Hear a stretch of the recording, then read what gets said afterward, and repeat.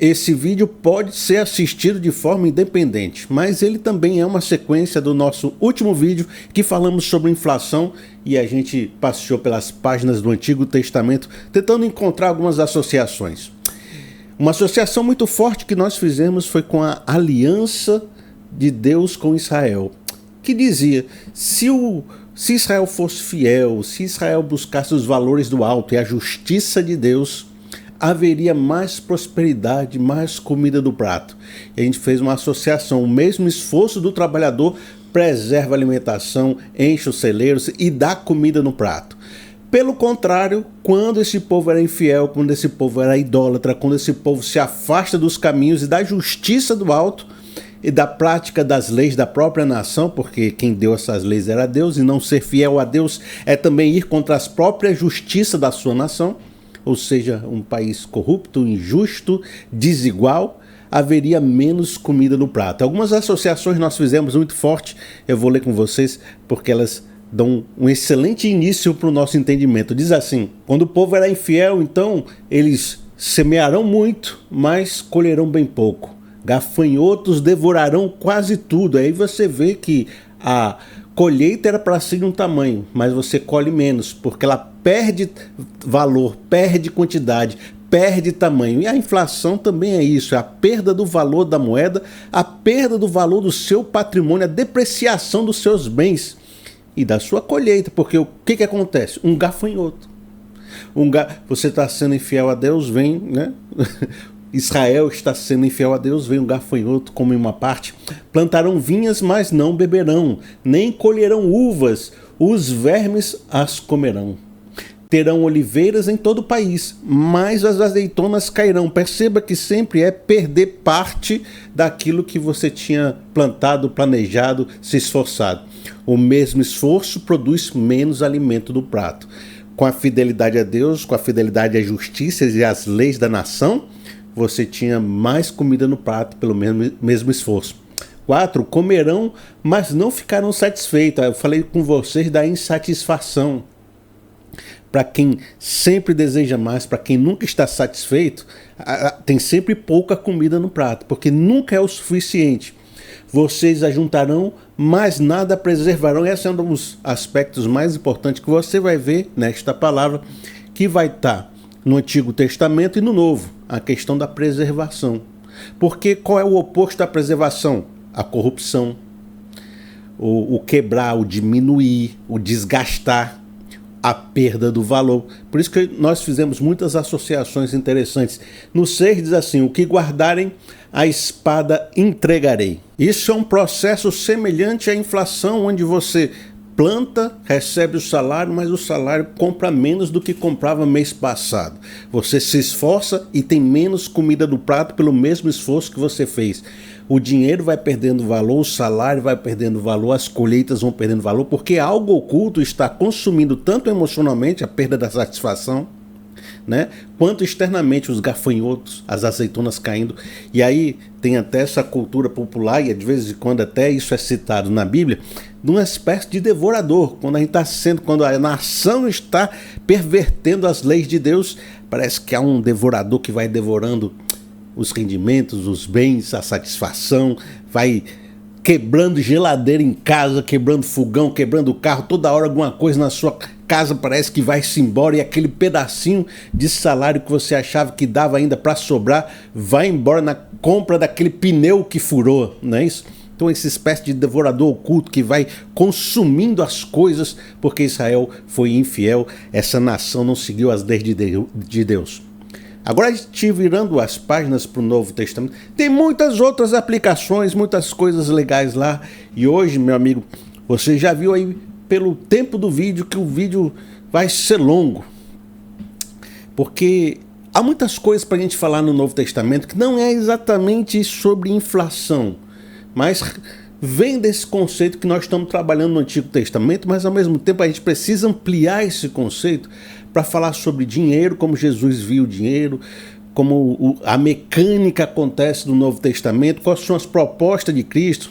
E para isso eu tentei, né, na nossa proposta aqui, afunilar para o tema, mas eu confesso que ficou um reducionismo muito grande. Então eu preciso ampliar para poder captar a essência do que Cristo vem trazer para nós, o Novo Testamento vem trazer para nós.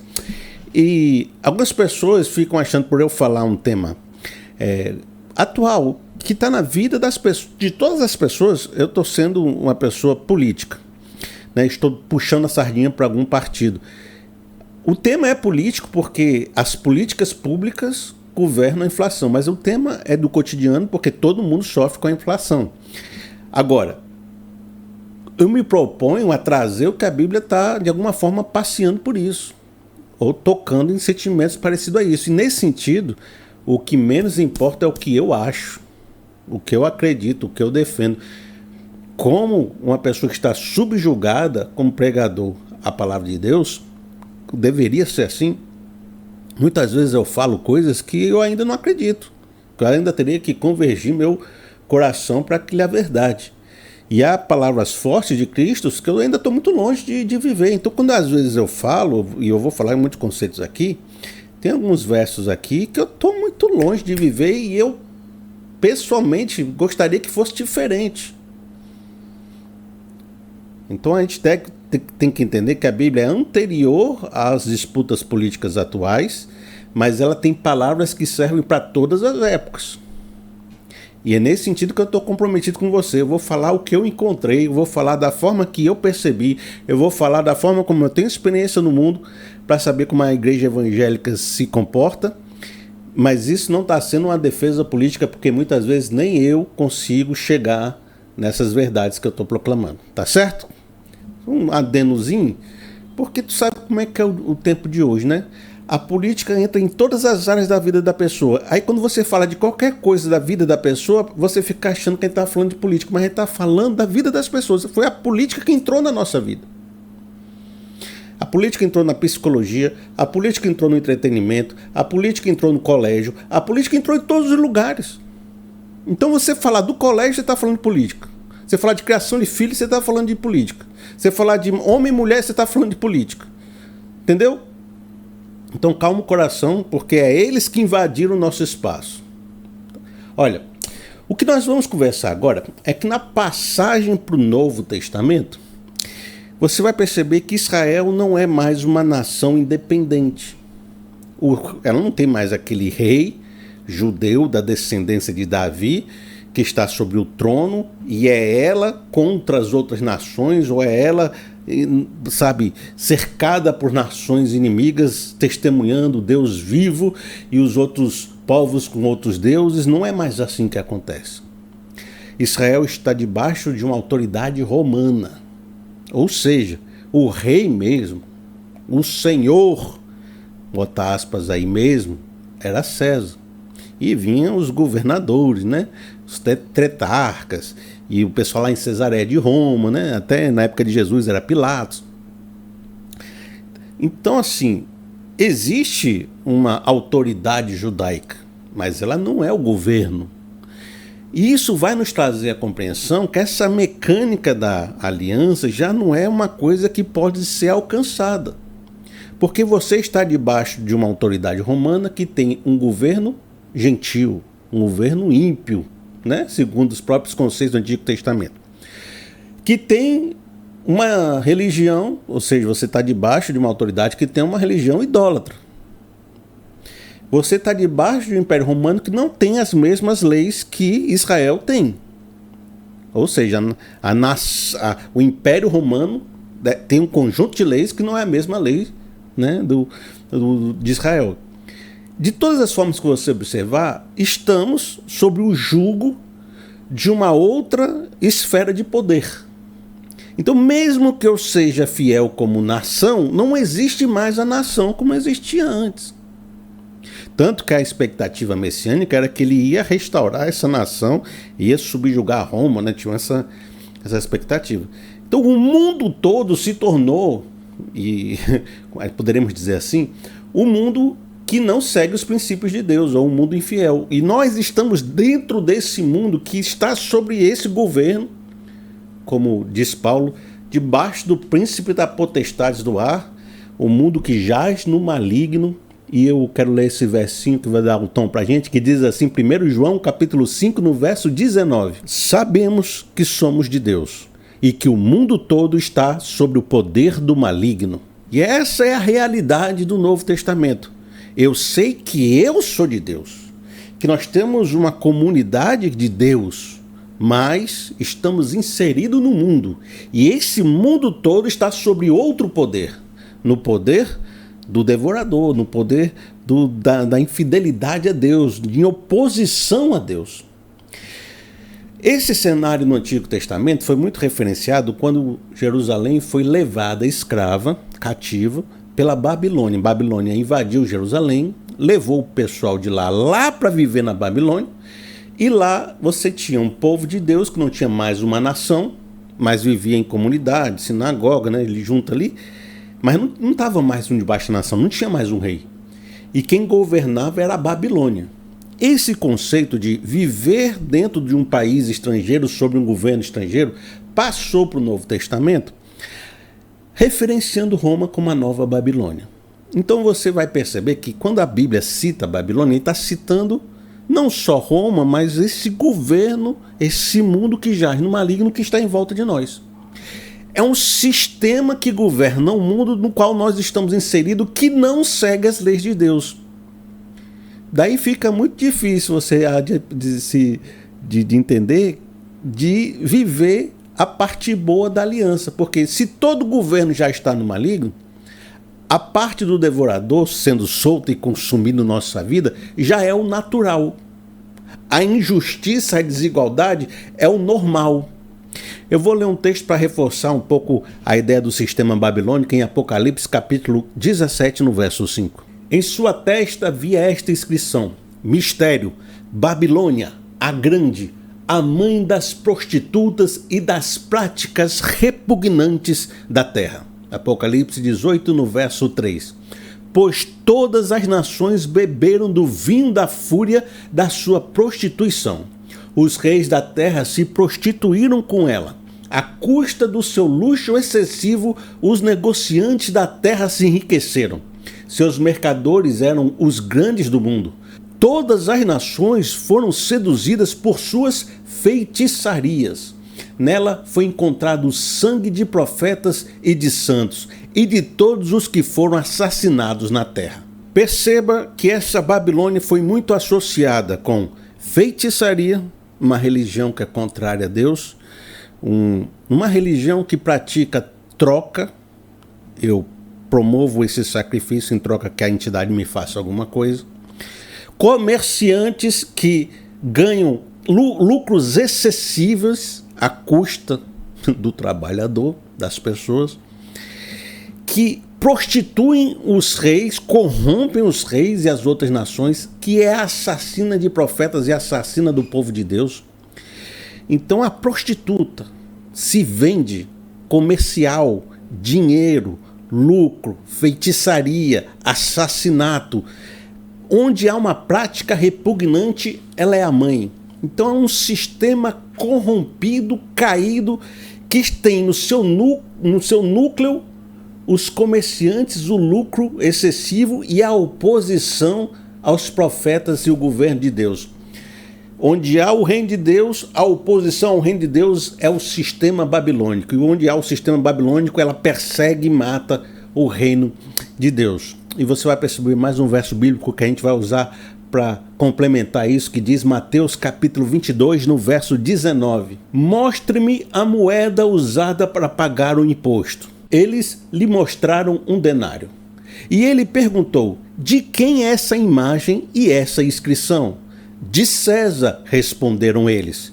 E ele lhes disse: então deem a César o que é de César e a Deus o que é de Deus. A Babilônia tem um senhor. O senhor é César. Esse sistema de lucros excessivos, comerciantes que se opõem a Deus, de práticas repugnantes, tem um instrumento que é usado por todas as pessoas. Qual é o instrumento? O dinheiro. Mas de quem é o dinheiro? É de Deus? Qual é a imagem que tem no dinheiro? De César. Qual é a inscrição? Da Babilônia. O dinheiro é deles. É um instrumento do mundo caído. Então, que esse instrumento do mundo caído fique com eles e vocês busquem as coisas de Deus. Esse verso é usado muitas vezes em pregações para muitas outras aplicações, mas entenda isso, Jesus aqui está afirmando que esse dinheiro é coisa da Babilônia. O dinheiro pertence a esse sistema. E nesse sentido, muitas vezes ele funciona como um objeto de subjugação das pessoas, porque as pessoas vivem atrás do dinheiro, as pessoas trocam seu esforço por dinheiro, as pessoas obedecem quem tem dinheiro e por dinheiro vivem, morrem, fazem e acontece. O dinheiro se tornou um senhor para muitas pessoas e é por isso também que o texto bíblico diz, Mateus capítulo 6, no verso 24, ninguém pode servir a dois senhores, pois odiará a um e amará ao outro, ou se dedicará a um e desprezará o outro. Vocês não podem servir a Deus e ao dinheiro. Se eu passo toda a minha vida correndo atrás do dinheiro e trocando todo o meu esforço, toda a minha vida, por dinheiro, de uma certa forma esse dinheiro se tornou um senhor sobre a minha vida. E eu vivo por ele, obedeço a ele, sigo atrás dele e ele se tornou uma espécie de ídolo. E como todo ídolo, né? Porque um ídolo é um senhor, um deus, um D minúsculo, um deus falso, mas que ao mesmo tempo governa a nossa vida, e por trás de todo ídolo tem um conjunto de ideologias, um conjunto de sistemas que governam povos e nações.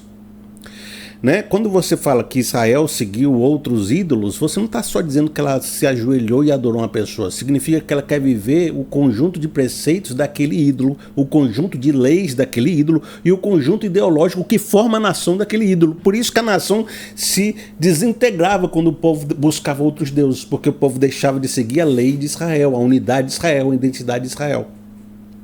Quando Deus se torna o seu Senhor, também as leis do dinheiro se tornam a sua lei. A lei da Babilônia se torna a sua lei e a Babilônia ganha poder sobre você, porque agora ela pode controlar você a partir do seu poder. Esse sistema ideológico controla as suas ações. Eu quero ler mais um texto com você, Tiago capítulo 5, no verso 4. Vejam o salário dos trabalhadores que ceifaram seus campos e que por vocês foi retido como fraude, está clamando contra vocês. O lamento dos ceifeiros chegou ao ouvido do Senhor dos Exércitos. Vocês viveram luxuosamente na terra, desfrutando prazeres e fartaram-se de comida em dia de abate. Vocês têm condenado e matado o justo, sem que ele ofereça resistência. Nós lemos o que significa Babilônia e como ela se comporta. Ela é mãe das práticas repugnantes, mãe dos lucros excessivos, corrompe as nações, é o local onde os comerciantes compram e vendem, tem o dinheiro como um instrumento, persegue o povo de Deus e mata o povo de Deus, poderíamos até dizer mata os inocentes, e esse texto vai dizer isso, olha, o que acontece com esse sistema ideológico que está muito mais querendo ser uma prostituta e promover lucros excessivos do que cuidar de você? Quando você vai faturar, quando você vai pegar o seu celeiro, quando você vai pegar o resultado do seu salário, esse sistema e esses poderosos retêm o que você deveria ganhar. Funciona como ele mesmo um devorador. Ele tira de você o seu rendimento, ele tira de você o seu salário e dá para esses comerciantes de lucros excessivos, esses reis e essas nações, que vivem luxuosamente promovendo a desigualdade. Então é um sistema que está interessado não em cuidar de você, mas em cuidar daqueles que são os poderosos que vivem no lucro excessivo. E para isso ele vai retirar de vocês. E vem esse lamento, esse clamor a Deus, dizendo, Deus nos socorra desse sistema que só favorece a desigualdade dos mais ricos. Não foi isso? Aí ele diz assim, vocês têm condenado e matado o justo sem que lhe ofereça resistência. E muitas vezes os próprios profetas falam que eles dominam os julgamentos com subornos, dominam as esferas e estruturas de poder, matam inocentes que chegam a confrontá-los. Esse é um discurso bem profético de Tiago. Então, sem que as pessoas estejam realmente querendo destruir o sistema, antes disso, você já mata essas pessoas e o inocente que se ousa a se levantar contra esse sistema. Então, o dinheiro faz parte desse sistema. E o sistema está comprometido em reter o que você tem, agindo como um devorador, para levar para aqueles que dão a desigualdade e lucro excessivo. O compromisso da Babilônia não é lhe dar segurança, não é lhe ajudar. O dinheiro não está aqui para lhe fazer ter uma aposentadoria confortável. O dinheiro é um instrumento para fazer a retenção de salários dos trabalhadores para esse público mais de comerciantes ricos e luxuosos e governantes de nações que promove a desigualdade. Então, é um sistema caído e nós estamos inseridos nele. Qual é a proposta de Jesus? E você vai ver nessa proposta de Jesus a ideia da inflação muito junta ali, a ideia do devorador muito presente da própria aliança do Antigo Testamento. Diz assim, Mateus capítulo 6, no verso 19. Não acumulem para vocês tesouros na terra, onde a traça e a ferrugem destroem, onde os ladrões arrombam e furtam. Mas acumulem para vocês tesouros no céu, onde a traça e a ferrugem não destroem, onde os ladrões não arrombam nem furtam. A semelhança da aliança, quando eu falei da espécie de devorador, Cristo está falando que os tesouros terrenos, e os tesouros terrenos, o dinheiro, as joias preciosas, que quando você vai ver lá Apocalipse 18 e 17, fala das joias, tudo que se pode comprar, todo tipo de mercadoria, está realmente falando de um sistema comercial. Então ele fala, esses tesouros, eles estão sujeitos a uma inflação, a uma perda do valor, uma corrupção, a uma ferrugem, a uma perda, a uma retenção de ladrões. Quem era chamado de ladrão na Bíblia foi o Zaqueu, né, que roubava as pessoas quando cobrava os impostos. Ou seja, também o próprio Estado nos rouba, o próprio sistema nos rouba, e está sujeito.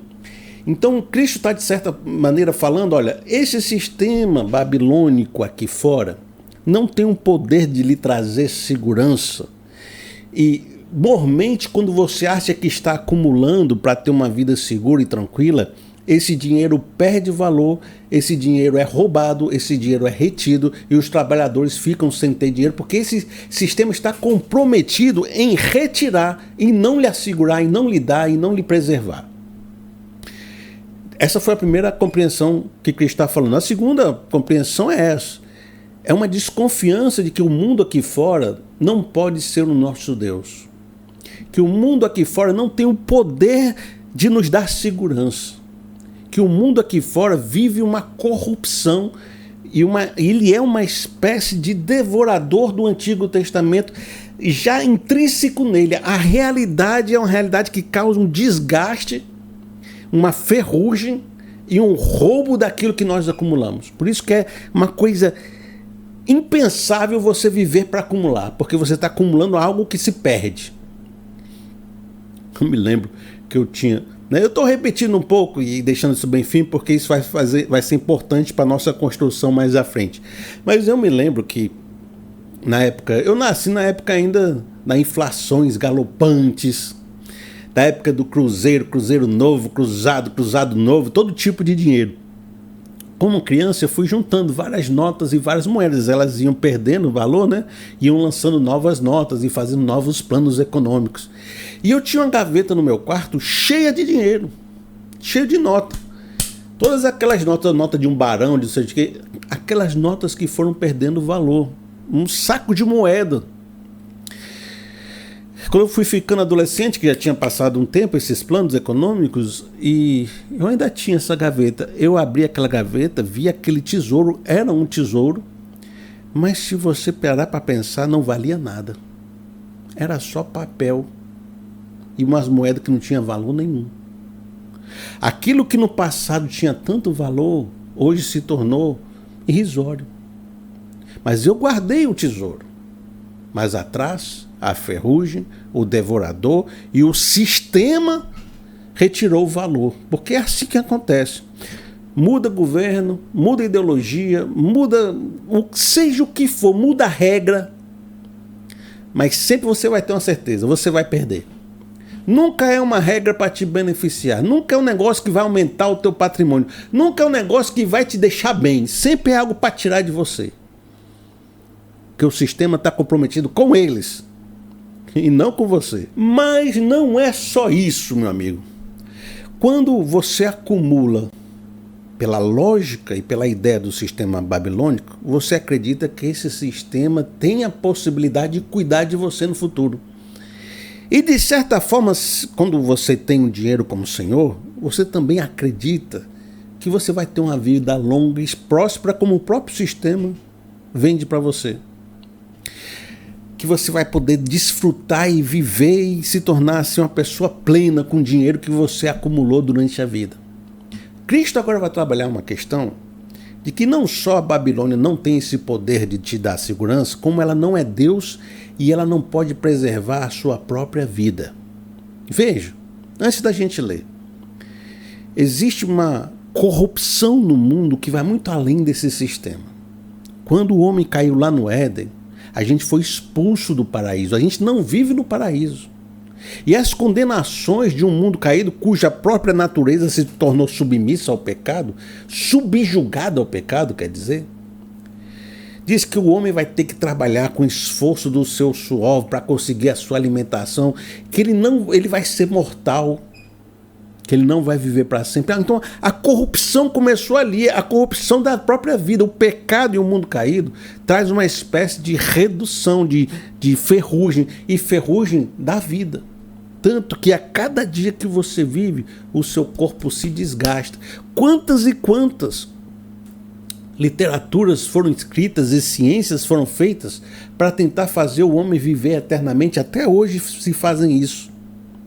Estamos aí no limiar da inteligência artificial, já se promete que o homem viverá eternamente com as descobertas dos medicamentos novos, da inteligência artificial, sempre essa promessa.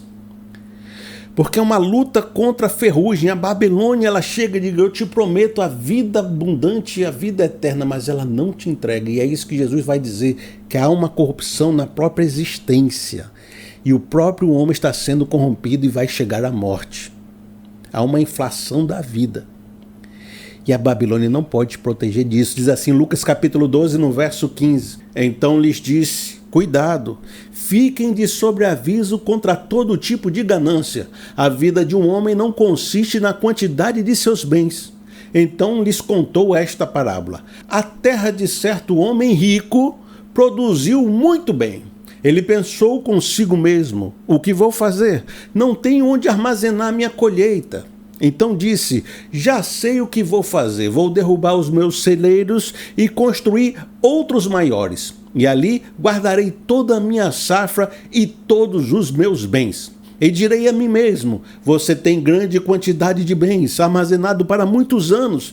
Descanse, coma, beba e alegre-se. Contudo, Deus lhe disse: insensato, esta mesma noite a sua vida lhe será exigida. Então, quem ficará com o que você preparou? Assim acontece com quem guarda para si riquezas, mas não é rico para com Deus. O objetivo deste homem era ficar seguro, ter uma aposentadoria tranquila, comer, beber e curtir a vida. Mas perceba que, à semelhança da sabedoria de Eclesiastes, Jesus vai dizer: esse é um homem que trabalha a vida toda e não tem descanso nenhum. Viveu para acumular na expectativa de que esta Babilônia financeira, esse sistema que lhe fez trabalhar feito condenado, escravizado, subjugado, um dia ele ia lhe dar um benefício, uma coisa boa, e ele ia ter uma alegria e uma satisfação. Mas para que trabalhar tanto e se esforçar tanto para acumular, se amanhã ou depois você morre e pode vir antes mesmo de você conseguir aproveitar o que você acumulou? Porque há um desgaste que acontece não só no dinheiro e nos acúmulos dos celeiros, mas é um desgaste que acontece na própria existência, e a morte é a inflação da vida. Você não tem controle sobre isso, e essa sua ação nesse mundo só fez juntar uma comida que poderia abençoar muitas pessoas e trazer uma justiça do reino, uma justiça do alto. Por isso você vai observar que a proposta de Cristo não é só não acumular, mas é muitas vezes até vender o que tem. É se desfazer de uma cultura que lhe escraviza pelo sentimento de que eu tenho que ter segurança, mas o que eu vou comer, o que eu vou beber, como é que eu vou me manter, e você fica nessa ansiedade, nessa corrida louca.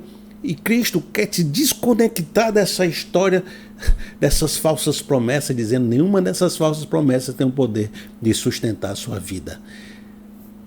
Você vai tentar ficar rico nessa terra, mas vai morrer e vai perceber que não foi rico para com Deus.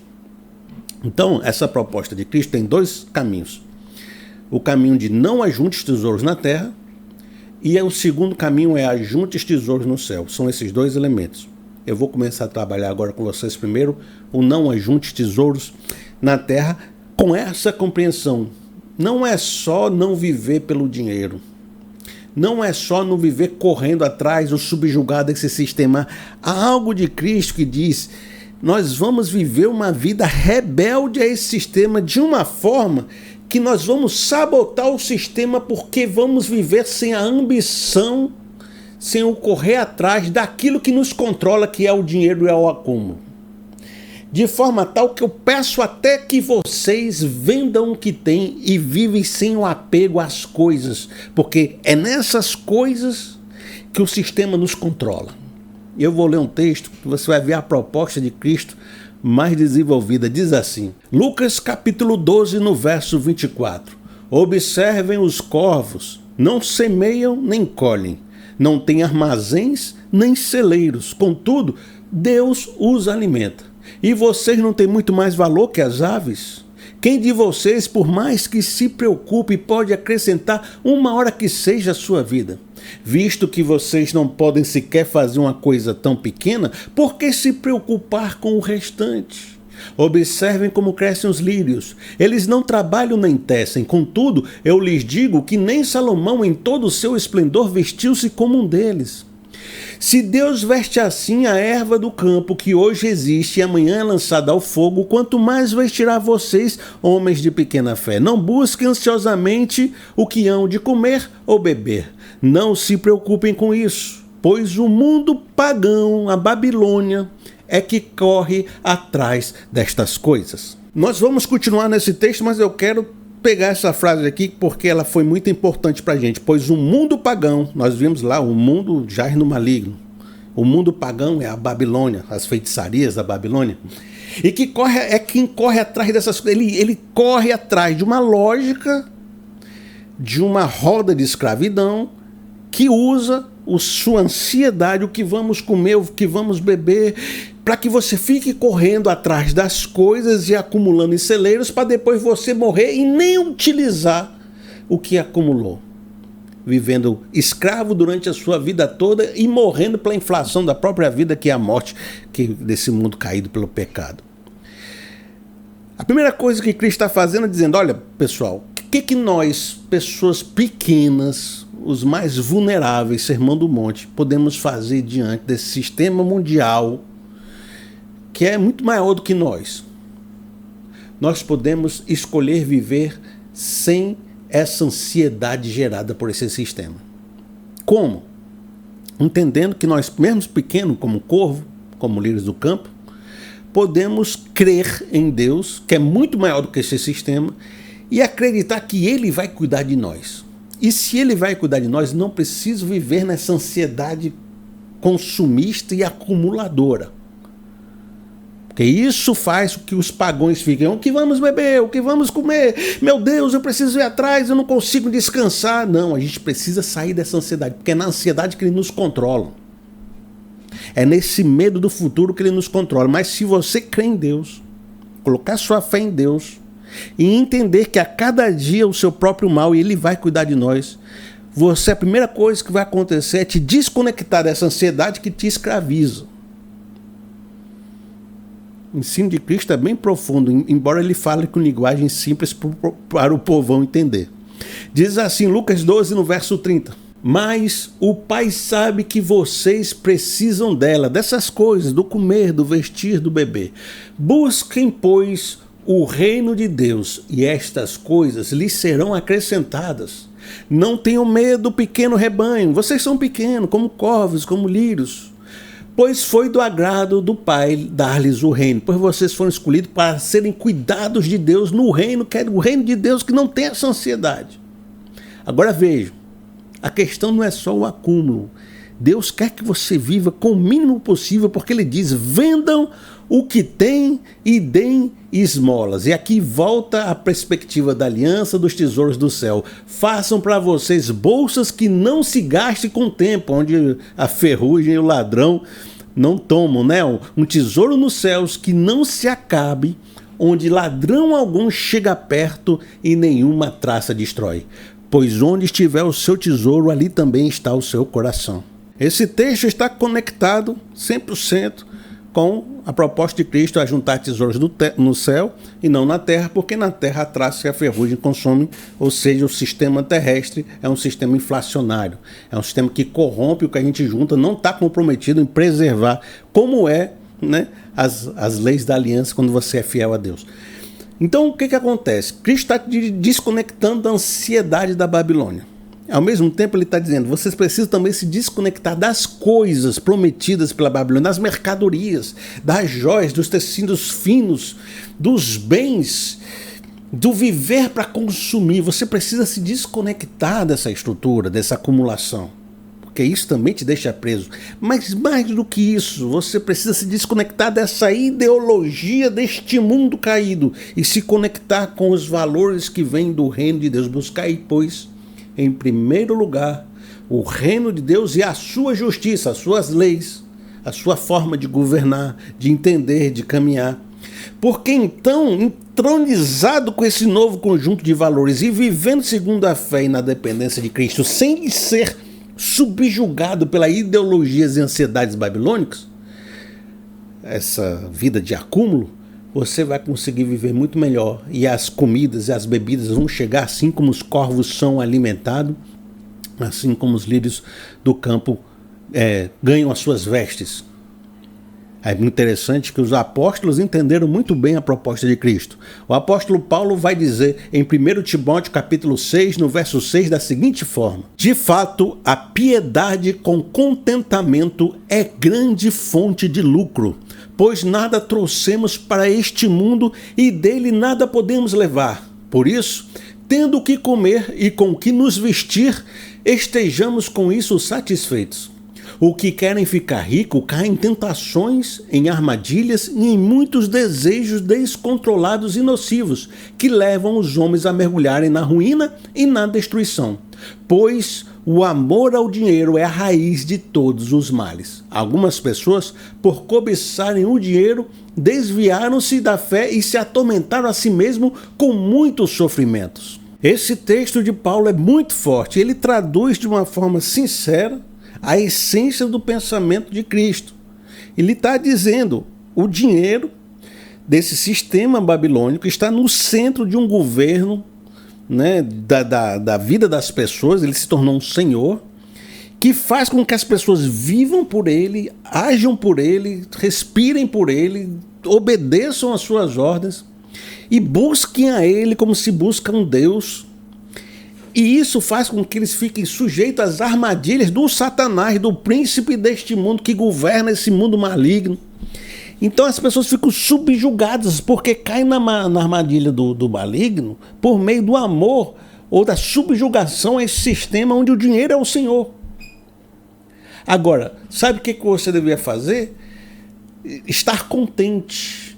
Piedade com contentamento. Fé sincera e se contentar com o que tem, não viver para acumular e ir atrás dos tesouros terrenos.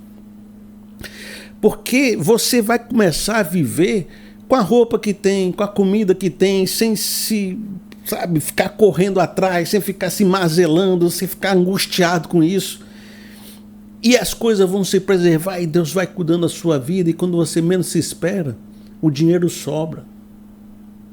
O dinheiro dá para pagar as contas. Você não saiu atrás de luxos excessivos e de coisas que você não precisava porque você se desconectou dessas ideologias, dessa vida luxuosa. E de repente a piedade com contentamento virou uma fonte de lucro.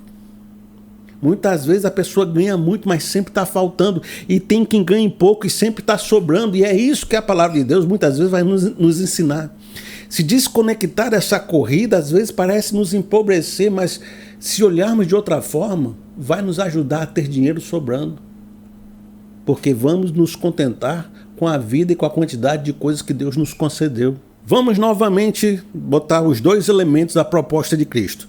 Não ajuntar tesouros na terra e ajuntar tesouros no céu. E agora eu quero fazer uma transição para essa segunda parte, ajuntar tesouros nos céus.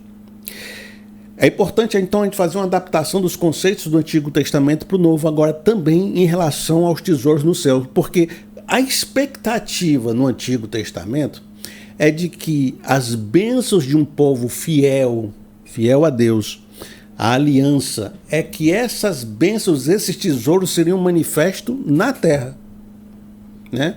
A nação seria próspera, os celeiros das nações seriam cheios, Israel estaria firmado no meio das outras nações e venceria as batalhas, haveria um reino de paz, o governante no centro, o Messias, estaria governando a todos. Era uma nação, era uma proposta nacionalista de fortalecimento da nação na terra, onde os tesouros na terra se multiplicariam pela fidelidade a Deus.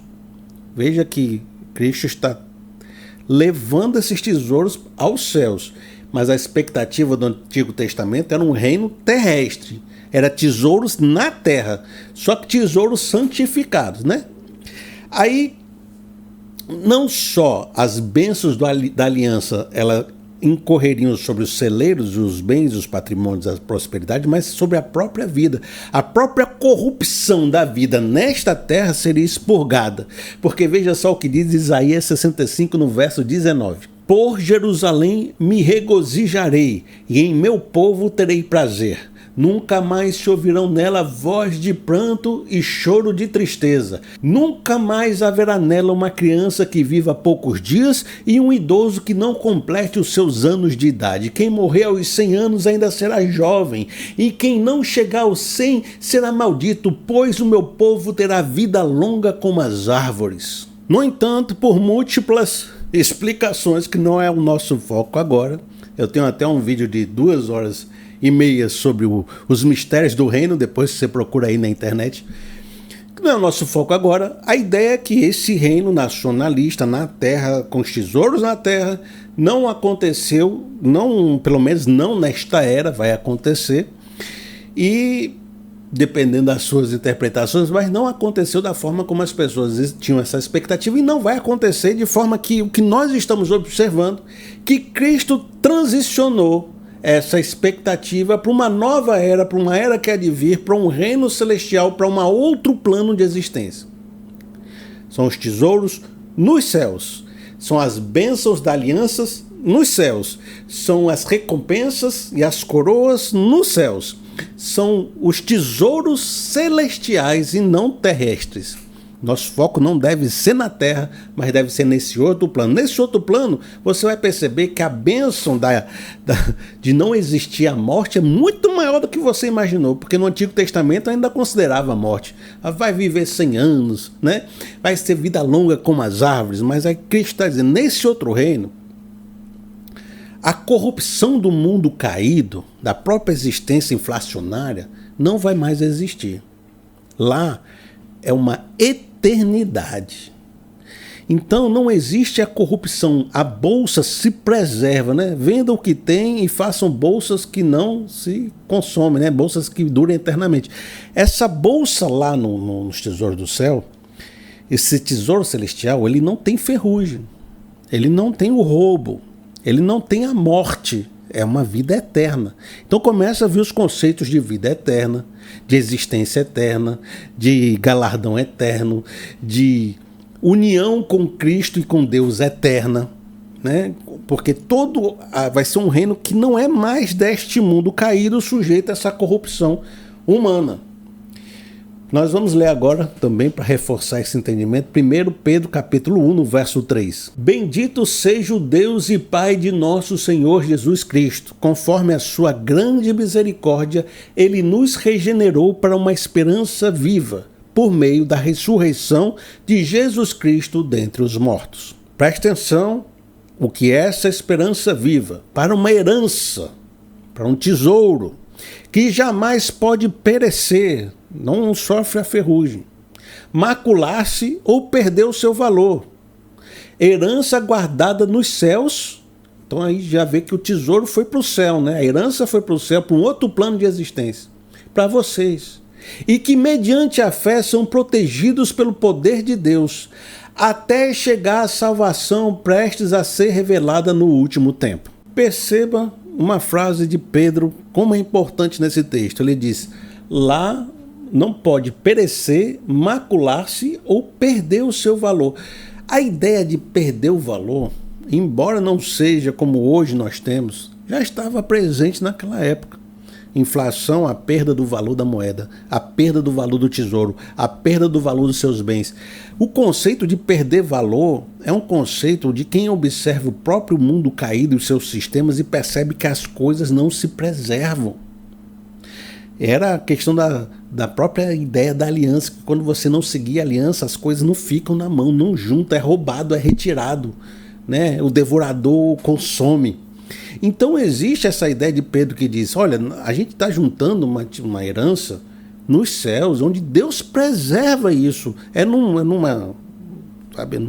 Num plano espiritual onde não existe essa morte, não existe essa corrupção, onde as coisas não perdem o valor. Então nosso foco é juntar tesouros lá e não aqui, porque aqui não tem sentido de existência. A gente morre e deixa tudo que juntou aqui nessa terra. É lá que a gente tem que trabalhar. E o que é essa herança nos céus? Anotei algumas coisas que você pode compreender. Primeiro, essa herança é a salvação, é o ser filho de Deus, é o ser reconciliado com Deus. É a vida eterna, a salvação em Cristo. Agora, outra coisa também, ela é o reino eterno prometido, a Nova Jerusalém.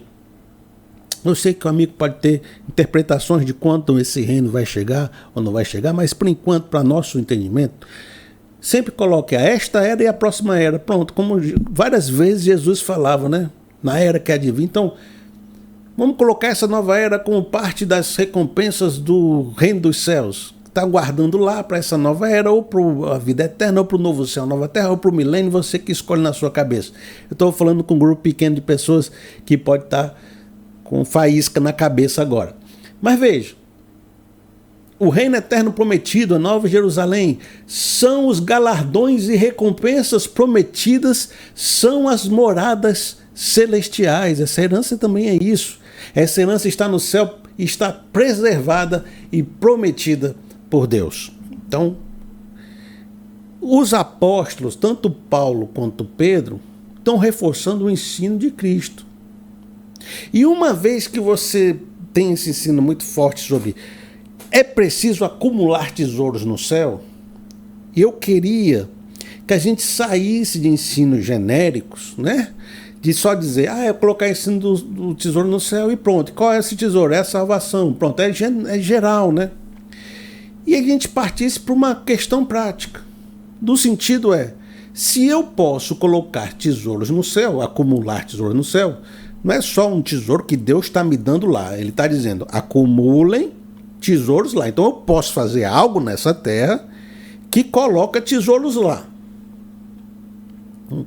Como viver sem a perspectiva de acumular tesouros na terra, mas fazendo atitudes e ações que fazem uma transferência, né, do que eu faço aqui na terra para complementar ou aumentar ou acumular tesouros no céu. Como depositar no banco do céu. Como fazer um cheque e botar no guichê do banco do céu e saber que esse bem, valor, ação, obra que eu fiz vai estar lá no céu. Não está dizendo para a gente acumular no céu? Porque lá vai estar protegido, lá vai ficar firme, né? Nossas coisas não vai perecer, e aqui na terra não pode. Então vamos para uma ação prática. E a Bíblia fala muito dessas ações práticas, eu nem vou trazer todas, porque precisamos afunilar o conceito, porque senão a gente vai ficar falando de um bocado de coisa e não vai focar, né? Mas vamos reforçar só mais uma vez o nosso texto básico que diz assim, Mateus capítulo 6, no verso 20. Nosso texto básico para esse momento. Mas acumulem para vocês tesouros no céu, onde a traça e a ferrugem não destrói, onde os ladrões não arrombam nem furtam. Como depositar nesses tesouros do céu? Essa é a nossa sessão agora e a gente vai falar muitas coisas interessantes. Algumas coisas você vai concordar muito comigo, outras coisas você vai discordar muito de mim. Mas o importante é a viagem que a gente vai fazer junto, tá certo? Vem comigo agora. Veja, vou começar com uma ilustração que sempre permeou muito de nossas igrejas, normalmente igrejas mais tradicionais. Ela dizia o seguinte: tinha uma mulher que tinha uma serva. Eles viviam aqui, ela é empregada, ela estava ali na sua mansão aqui na terra, acumulando seus tesouros terrenos. Um dia, a serva, a empregada, morreu. E logo depois, essa senhora também morreu.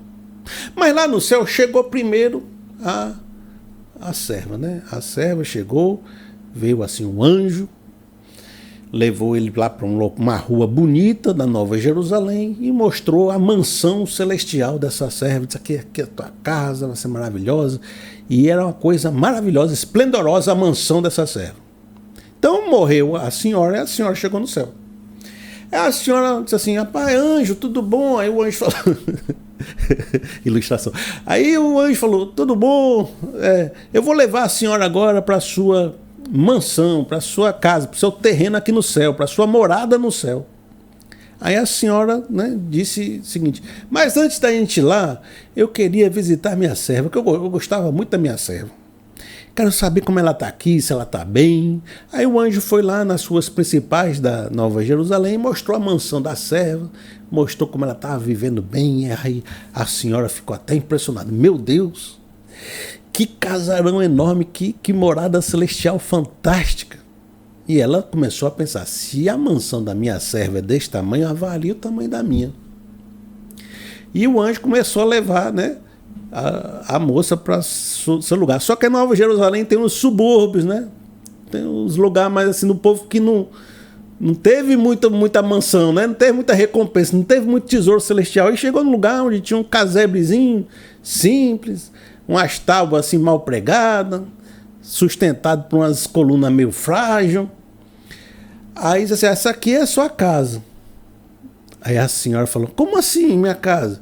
A minha serva estava lá com um casarão enorme, uma coisa maravilhosa, um negócio gigante. Aí o anjo falou: rapaz, aqui é o seguinte, a gente constrói as casas aqui com os material de construção que vocês mandam lá da terra. A sua serva mandou muitas construções, muitas obras, fez muitas coisas e acumulou tesouros enormes aqui. Então a gente fez uma mansão. A senhora mandou poucas obras de construção, só as madeiras, uns preguinhos. Então isso foi o que deu para fazer com as obras que você mandou aqui para o céu. Essa ilustração tem essa moral de dizer quanto... Que ao mesmo tempo de dizer, mas ao mesmo tempo de mostrar pra gente como a gente entende essa cultura nas igrejas, né? A gente sempre pensou assim, que as nossas obras, nossas ações, de alguma forma a gente está enviando para o céu as obras que nós vamos apresentar a Deus. E quem envia pouco, né, vai ter pouca recompensa, e quem envia muito vai ter muita recompensa. Então nós estamos acumulando no céu esses tesouros celestiais. E às vezes as pessoas, até como o rico e o Lázaro, podem parecer pobres nessa terra, mas quando chegar lá eles vão estar no seio de Abraão. E outros, como era o Lázaro, que era rico e vestia roupas maravilhosas, podem estar no céu em vez de estar vivendo no céu com Cristo. Vamos ler 2 versinhos que dão suporte a essa compreensão. Diz assim: João capítulo 14, no verso 2. Na casa do meu pai há muitos aposentos. Se não fosse assim, eu lhes teria dito: vou preparar-lhes lugar. 2 Coríntios capítulo 5, no verso 10. Pois todos nós devemos comparecer perante o tribunal de Cristo, para que cada um receba de acordo com as obras praticadas por meio do corpo, quer sejam boas, quer sejam más. Por meio do corpo, da minha vida concreta hoje, eu pratico obras. Essas obras vão ser apresentadas diante de Deus quando eu chegar no julgamento celestial. E lá, de acordo com as obras que eu levei, vou ser recompensado, seja boa, seja ruim, por Jesus, né? Por Deus. Então existe essa ideia. E essa ideia passa por nossa cabeça, nosso coração e a nossa cultura e as nossas ilustrações. Teve até um caso assim que eu vi de uma mulher que disse que morreu e viu o céu. Tipo aqueles casos de EQM, né? Experiência de quase morte. Diz que morreu e foi para o céu. Aí estava lá no céu, ela foi colocada numa sala que tinha um trono e a sala estava toda vazia e estava esperando o seu julgamento, esse julgamento aqui. Aí ela estava lá e ela começou a sentir uma angústia, dizendo assim: rapaz, por que essa sala está vazia? Aí ela começou a ganhar uma compreensão dizendo: essa sala está vazia porque eu não fiz muitas obras para apresentar a Deus. Então eu estou diante do meu julgamento, não tenho obras para apresentar a Deus. E ela começou a sentir uma angústia, aí pediu para voltar para o anjo, né? Isso é uns casos que o povo conta e serve de ilustração. E quando ela voltou, então ela passou a viver uma vida de construção e de viver para o reino e gerar obras, porque ela não queria mais aquele sentimento de chegar no céu de mãos vazias. E aí a gente diz: você está chegando diante de Deus de mãos vazias? Agora, de novo, tem gente que chega assim para a gente e diz assim: eu vou te dar uma explicação. A mais B é igual a 2. Aí você diz: tá bom, A mais B é igual a 2. Eu quando vejo essa explicação, eu digo assim: sim, mas o que é A? E o que é B? E como é que eu faço para juntar A com B? Né? Eu fico assim pensando isso, né? Então, ao mesmo tempo eu fico: mas o que é a obra? Né? E como a gente pode conectar com o nosso entendimento sobre dinheiro, sobre inflação? Como é que na prática o que é considerado essas obras que a gente apresenta para Deus? O que é que está aí? O que é essa obra? A obra é uma palavra genérica. É o A, é o B. Mas o que é o A? O que é o B, né?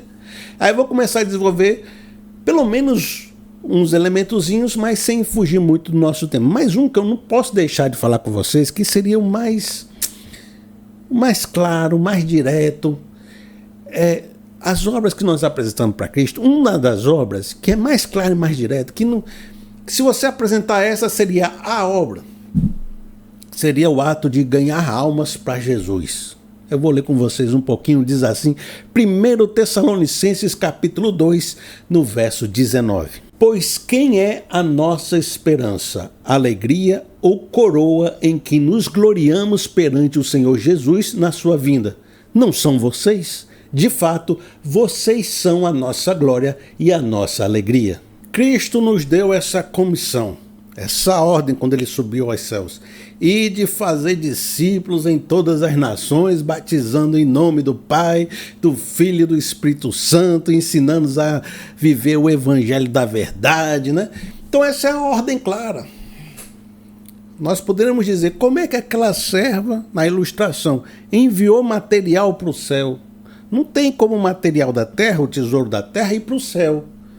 Mas as pessoas que a gente participa como cooperadores do evangelho da salvação vão para o céu. Então essa obra vai para o céu, que são as pessoas convertidas. E quando a gente chega lá, está lá todas as pessoas que a gente participou do evangelismo, da conversão, da educação, da comunidade, por nossas ações, né?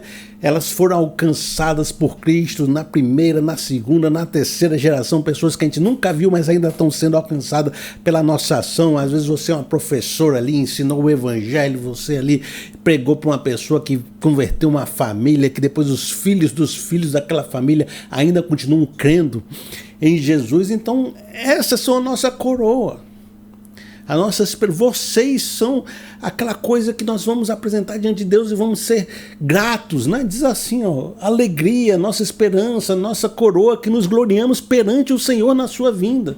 Vocês são a nossa glória, a nossa alegria. Então, o evangelismo, converter as pessoas, o participar dessa obra da conversão, gera esses dividendos espirituais, essa alegria, essa coroa lá em cima. São parte dos tesouros celestiais da obra que a gente apresenta para Deus. E eles vão desta terra para lá, não vão? Não vão? As almas não vão para lá? Então você está levando esse tesouro daqui para lá, você está acumulando tesouros lá. Diz assim, Lucas capítulo 16, no verso 9. Por isso, eu lhes digo, usem a riqueza deste mundo ímpio para ganhar amigos, de forma que, quando ela acabar, estes os recebam nas moradas eternas. Pode ser que na ilustração a serva não tenha uma mansão grande e a senhora tenha uma casebre pequeno. mas pode ser que quando chegue no céu, a serva esteja uma multidão de amigos lhe esperando nas moradas eternas. E a senhora tinha só uns 10 amiguinhos, uns 5 amiguinhos que ela ajudou a juntar, recebendo nas moradas eternas. Está aqui, está dizendo, Jesus dizendo, mas veja o que diz, usem a riqueza deste mundo ímpio para ganhar amigos. O que é interessante aqui é que Cristo faz uma conexão entre dinheiro e geração de obras que vão para os tesouros celestiais. Usem os recursos deste mundo, os tesouros, o dinheiro. E aí ele está, de uma certa forma, trazendo o dinheiro para um propósito santificado. E eu não penso só na questão do evangelismo, porque a questão aqui também pode ser, use o dinheiro para fazer justiça, porque a própria parábola incentiva essa visão. Esse texto está no meio de uma parábola.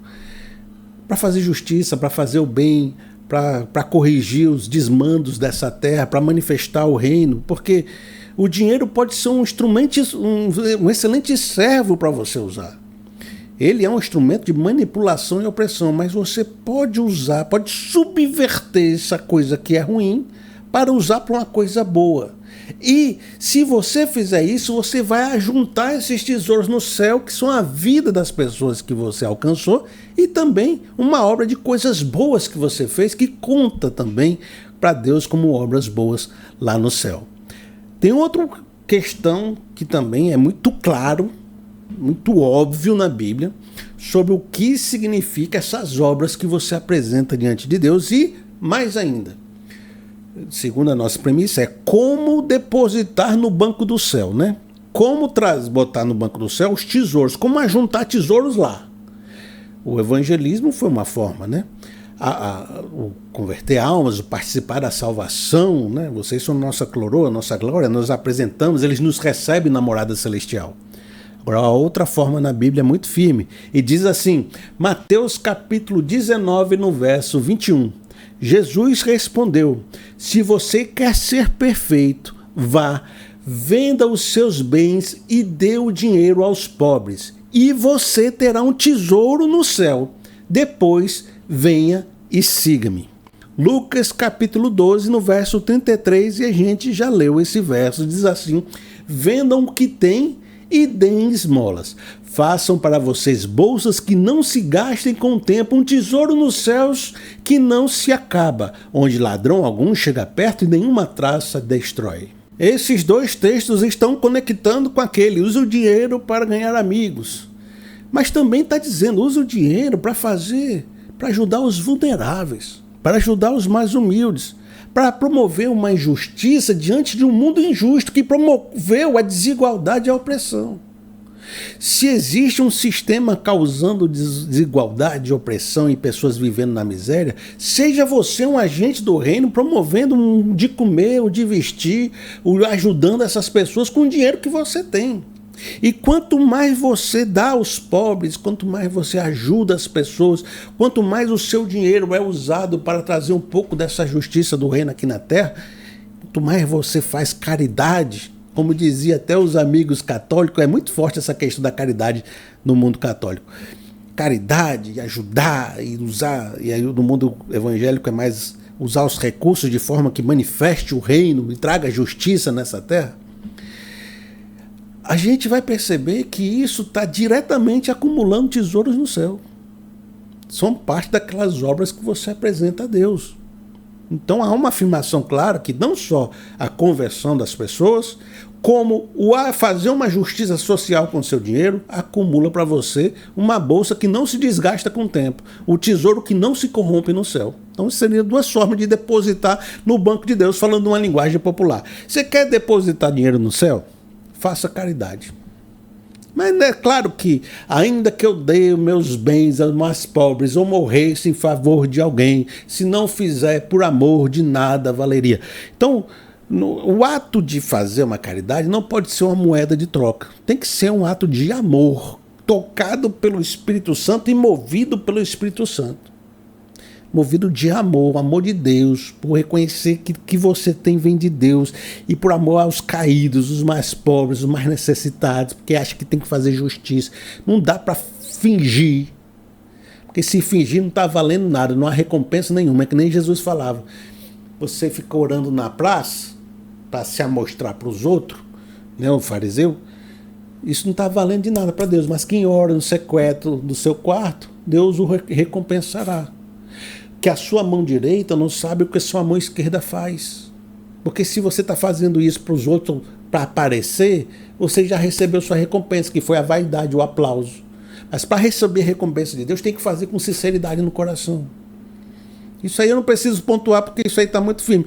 Mas é claro que sempre que a gente fala, o povo, mas tem que ver.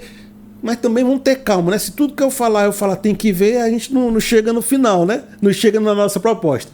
Mas tem isso. Então, vamos pensar assim. Os apóstolos, o apóstolo Paulo, entendeu esse conceito de Cristo de forma verdadeira, como está sendo dito aqui. Ele confirma, ele valida esse sentimento de que dar aos pobres é ajuntar um tesouro no céu.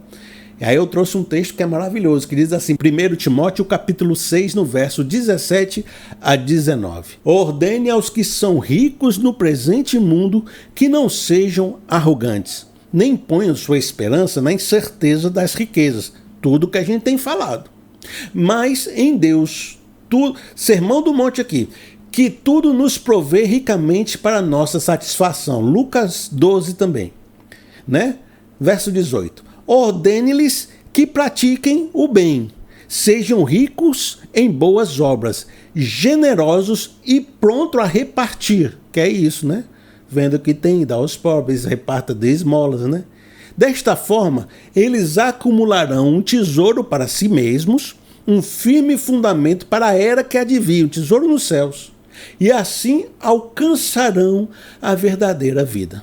Então nós vimos como é que você faz para depositar no banco do céu. Entenda a ilustração. Primeiro de tudo, são a participar do processo de conversão e das almas, ser cooperador com Cristo nesse processo. Essas almas, esses amigos vão te receber nas moradas celestiais. É um depósito que você está fazendo lá. Segundo, ajudar os mais necessitados com os recursos que Deus lhe deu, dando esmolas, vendendo o que tem, vivendo com menos, mas para ajudar o próximo. Sendo generoso. E você vai estar juntando uma riqueza para a era que há de vir. E agora nós vamos ver a questão do ser um administrador fiel. Na Bíblia, há vários conceitos que demonstram que a terra e toda a sua plenitude é de Deus. E tudo que a gente tem nessa vida, a gente, como crente, reconhece que foi Deus que nos concedeu, mesmo que a gente tenha trabalhado, mesmo que a gente tenha recebido por herança, mesmo qualquer de forma que você conseguiu ou algo veio parar na sua mão, veio mediante a graça de Deus, porque você não merecia era nada, não merecia nem estar vivo. Então a gente vem nu para esse mundo, mas o que nós recebemos é como se fosse uma dádiva de Deus. E a Bíblia diz que então essa porção do mundo, lá desde Gênesis, que Adão foi chamado para administrar o paraíso, essa porção que nós recebemos é a nossa cota de administrador, como administrador fiel. E tudo que eu administro, eu tenho que administrar como se não fosse meu, fosse Deus me concedeu para me cuidar. Então eu sou um mordomo de Deus, cuidando das coisas de Deus. Eu sou um administrador de Deus, eu não sou o dono. Dono é Deus. Então eu vou administrar, por exemplo, a minha família. Minha família é de Deus. Deus me concedeu para me cuidar. Então eu tenho que cuidar como se fosse das coisas de Deus. Se eu tenho um apartamento, se eu tenho dinheiro, se eu tenho um recurso, esse recurso é de Deus. Eu tenho que administrar como se fosse de Deus. Se eu tenho um ministério, se eu tenho um chamado, se eu tenho uma vocação, eu tenho que botar esse talento na rua, tenho que fazer, tenho que multiplicar. E aí Deus vai acrescentando, Deus vai abençoando. Quanto mais fiel nós somos, mais Deus abençoa e nos continua abençoando para que a gente possa cuidar das coisas dele aqui neste mundo. Por que isso é interessante? Por que isso é importante? Porque este cuidado também é visto na Bíblia como um ajuntar obras no céu, como um ajuntar um tesouro no céu. E eu vou dividir em dois elementos. Primeiro, o cuidado com a igreja e depois o cuidado com as coisas gerais. O cuidado com a igreja não é só o converter, é o depois de converter, é o cuidar da igreja e do rebanho de Cristo. E aqui a gente poderia dizer, cuidar dos ministérios que Deus nos deu, cuidar das vocações espirituais que Deus colocou na nossa mão, ajunta também essas coroas espirituais, essas recompensas espirituais. Diz assim 1 Pedro capítulo 5, no verso 2. Pastoreiem o rebanho de Deus que está aos seus cuidados. Olhem por ele, não por obrigação, mas de livre vontade, como Deus quer. Não façam isso por ganância, mas com desejo de servir. Não hajam como dominadores dos que lhe foram confiados, mas como exemplo para o rebanho. Quando se manifestar o Supremo Pastor, vocês receberão a imperecível coroa da glória. Sempre que nós falamos de uma recompensa que acontece nessa esfera que há de vir, nesse mundo espiritual, nesse tesouro celestial, a gente tem o reforço da ideia que é imperecível, é preservado, não se corrompe, não sofre ferrugem. E esse cuidado com a igreja, se você fizer de coração, de forma bem feita, sem ser dominadores desse povo, né, fazendo as coisas direito, você vai receber uma coroa imperecível. Também faz parte desses tesouros espirituais que você está acumulando no céu. Então, ser um administrador fiel das coisas de Deus, acumula esse tesouro e essa obra lá em cima. Mas não só daquilo que é considerado o rebanho que Deus coloca em nossa mão para cuidar como administrador fiel, mas também tudo mais que Deus coloca possui o mesmo sentimento, porque diz assim, Colossenses capítulo 3, no verso 23. Tudo o que fizerem, façam de todo o coração, como para o Senhor e não para os homens, sabendo que receberão do Senhor a recompensa da herança. É a Cristo, o Senhor, que vocês estão servindo.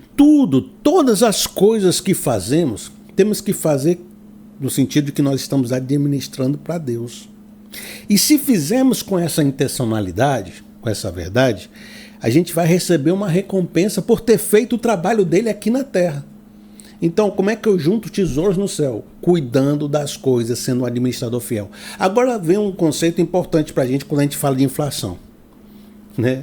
Até parece que a gente não está mais falando desse assunto. A gente está, mas a gente está falando no sentido de como preservar um bem espiritual da inflação da vida, como depositar nesse céu, como viver de forma que essa inflação não impacte a nós, o que a gente acumula, porque a gente acumulou em outra esfera que não se perece. Conceitos espirituais são espirituais, não tem como a gente ser tão terreno quando lê a Bíblia. Por isso que eu estou dizendo, meu compromisso é trazer o que a palavra diz. E ao mesmo tempo não dá para ficar só num tema, porque é muito abrangente esse tema, né? E nós vamos já voltar para um assunto bem forte de dinheiro. Me aguarde aí. Mas agora eu quero falar com vocês como é que um administrador fiel deve se fazer essa gerência. Há uma ideia de que você deve preservar, assim como a bênção da aliança preservava, as coisas que Deus colocou na sua mão. Então, se você tem um trabalho, né? Aquele trabalho tem... Vamos fazer uma ilustração bem simples. Você tem um trabalho que ganha 10 mil reais, você usa esses 10 mil reais para a obra do Senhor e beleza. O que você tem que fazer? Preservar para que esse trabalho sempre continue sendo bem feito, para você sempre ganhar 10 mil e esse 10 mil você sempre usar para ganhar as almas e pronto. Essa é a ideia que a gente tem, preservar. Deus te deu um carro, uma família, você preserve o que você tem. Então a ideia é sempre manter o que você tem. Mas biblicamente, a ideia não é manter. A gente não falou que a vida é inflacionária, que as coisas vão se corrompendo, que a ferrugem vai dando, o ladrão vai roubando, as coisas vão diminuindo, a vida vai se desgastando. De uma certa forma, cuidar das coisas de Deus precisa de uma boa multiplicação. E por isso que você vai ver parábolas na Bíblia como as parábolas do talento. Uma igreja não pode ter eternamente 100 pessoas, ou você só lutar para preservar essas 100 pessoas. Porque com o tempo uma família sai, gente morre, muda os tempos e a modinha vai para outro lugar. Quando você vê aquela igreja de 100 pessoas, ficou com 10, ficou com 15. No passado a igreja era frutífera, hoje nós estamos aqui tentando viver com 20 pessoas, porque você tentou só preservar. E a ideia não é essa. A ideia é porque tudo se inflaciona, tudo se corrompe, tudo se diminui. A ideia é, pegue o que você tem na sua mão e comece a multiplicar, sabe por quê? Porque isso vai diminuir. A vida é inflacionária. Começa a multiplicar que para você ser um bom administrador, você precisa entregar mais do que recebeu, não por lucro, porque Cristo sempre lutou contra essa questão do lucro excessivo.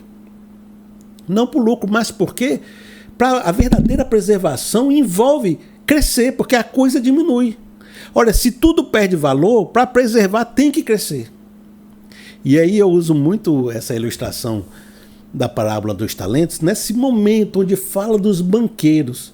E até no começo desse ano eu fiz uma pregação que eu citei essa passagem, mas eu vou citar de novo. Diz assim, Mateus capítulo 25, no verso 24. Por fim veio o que tinha recebido um talento e disse, eu sabia que o Senhor é um homem severo, que colhe onde não plantou e junta onde não semeou. Por isso tive medo, saí e escondi o seu talento no chão. Veja, aqui está o que lhe pertence. Aí a resposta de Deus foi, então você devia ter confiado o meu dinheiro aos banqueiros, ao banco, para dar juros para esse dinheiro, para que quando eu voltasse, eu recebesse de volta com juros. Tirem o talento dele e entreguem-no a quem tem 10, pois a quem tem mais será dado e terá em grande quantidade. Mas a quem não tem, até o que tem lhe será tirado. A gente sempre olha essa passagem pensando que era para dar para os banqueiros, porque aí ele poderia multiplicar alguma coisinha e devolver com lucro para o Senhor, porque o Senhor está atrás do lucro. Mas se você pensar na vida inflacionária, o que aquele servo enterrou e guardou por um tempo, pode ser que ele achou que estava devolvendo a mesma coisa para o Senhor, mas estava devolvendo menos por causa da inflação. Ora, se lembra na minha gaveta de notas de cruzado novo que eu disse que eu tinha? Se eu tivesse ali enterrado aquele dinheiro e meu senhor viajou, aí passou-se os anos, passou a época dos anos 80, 90, 2000, aí ele chegou 20 anos depois, aí eu peguei assim, olha senhor, você que você é um senhor severo, e eu aqui, ó, eu guardei o dinheiro que você me deu para você não ter coisa comigo. Tá aqui os cruzados velho, cruzado novo, as moedinhas que eu tinha na época, um barão aqui, a nota de um barão, ó, toma aqui para você. Aí o senhor vai pegar aquele dinheiro, naquela época comprava muita coisa, hoje não compra nada. Mas você tá achando que devolveu o mesmo valor, mas não devolveu, por quê? Porque perdeu o valor, teve inflação. Aí o senhor vai dizer, por que você não colocou no banco, no overnight naquela época, né? Não colocou no banco, para pelo menos a inflação ali, o tesouro direto, a Selic, vai corrigindo esse valor, você me devolvia pelo menos o mesmo montante. Mas você deixou a inflação corroer o dinheiro. Olha, o irmão sabe que nos últimos anos, no começo de 2004 para agora, o café duplicou de preço. Vamos supor que um quilo de café custasse R$25 no começo de um quilo, né? Que a pessoa faz essa conta com 250 gramas. Um quilo custasse R$25 no começo de 2024. E você disse, não vou comprar o café, porque meu senhor volta daqui a um ano, vou enterrar R$25. Enterrou R$25. Chegou em 2025, o senhor chegou, meu servo, cadê meu dinheiro? Quero comprar um café. Aí ele disse assim, olha, eu enterrei seu dinheiro, tá aqui, R$25. Mas quanto está o café hoje em dia?